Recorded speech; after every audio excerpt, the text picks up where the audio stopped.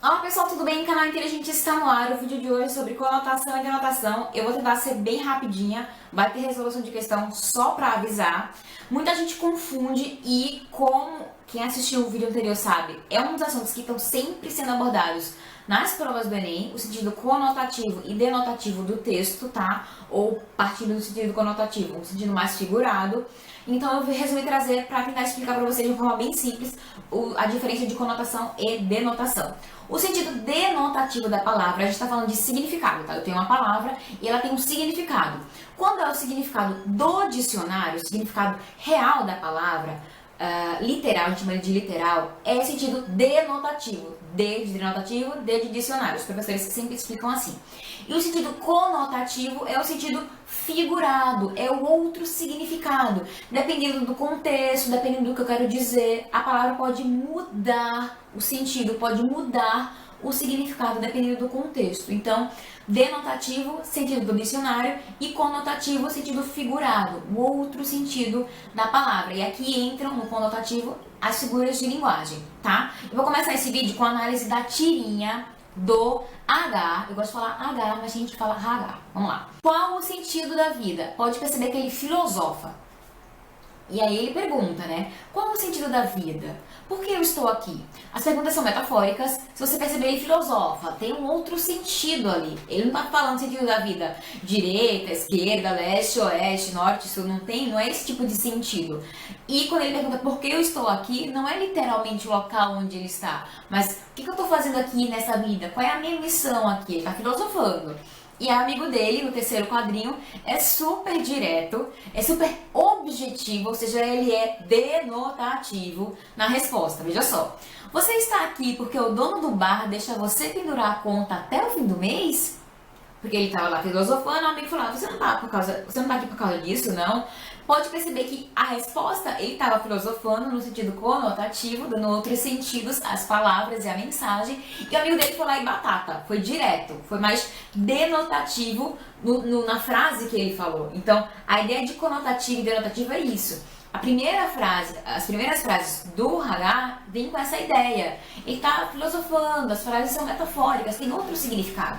E o amigo dele é mais direto, você está aqui porque o dono do bar deixa tu pendurar o que tu bebe na conta. Certo? Certo. Mas, dentro desse terceiro quadrinho, posso perceber que ainda tem uma linguagem figurada dentro da linguagem denotativa. Quando ele diz, o dono do bar deixa você pendurar a conta até o fim do mês. O pendurar a conta é pegar a conta dele e pendurar lá?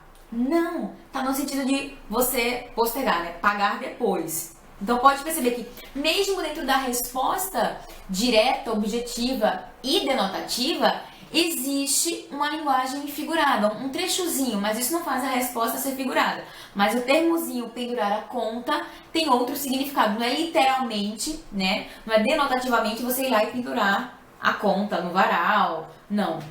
Então, a ideia de você entender o sentido denotativo e conotativo do texto no Enem viria uma análise praticamente assim, no terceiro quadrinho, a linguagem utilizada pelo amigo de H, é denotativo ou é conotativo? O que ele quis dizer? Ou seria muito mais específico relacionado ao termo pendurar a conta. O termo pendurar a conta está no sentido literal ou está no sentido conotativo? Poderia vir muito numa análise dessa forma, tá? Então, o interessante de você entender a ideia de conotação e denotação é isso, você entender qual é o objetivo daquela palavra no texto. Se for o sentido real, denotativo. Se for um sentido figurado, conotativo. Ponto. Mas como é que isso é abordado no Enem, Aretana? Ajuda a gente, por favor. Vamos lá. Enem 2005, o termo ou expressão destacado que está empregado em seu sentido próprio, denotativo, ocorre em letra A, é de laço e de nó, de gibeira ou giló, dessa vida cumprida a sol. Cumprida a sol. O termo cumprida a sol está no sentido denotativo ou conotativo? Letra B. Protegendo os inocentes é que Deus, sábio demais, põe cenários diferentes nas impressões digitais. O dicionário padrão da língua e os dicionários unilingües são os tipos mais comuns de dicionários. Em nossos dias, eles se tornaram um objeto de consumo obrigatório para as nações civilizadas e desenvolvidas. Letra D. Às vezes eu tenho a impressão de que a bateria dele não acaba. Letra E.